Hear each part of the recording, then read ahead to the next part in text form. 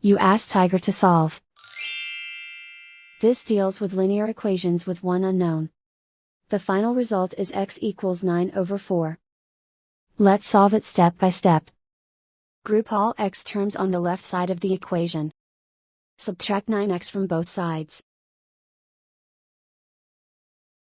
Group like terms.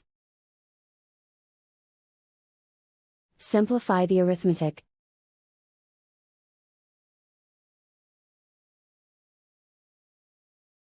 Group all constants on the right side of the equation.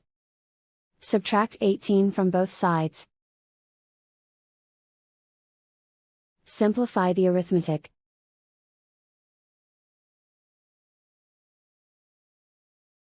Isolate the x. Divide both sides by -8.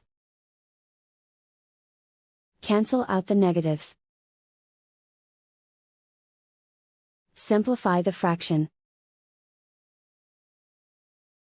Cancel out the negatives.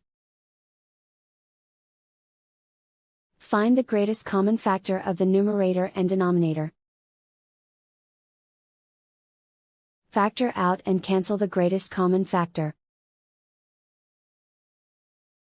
And so the final result is x equals 9/4.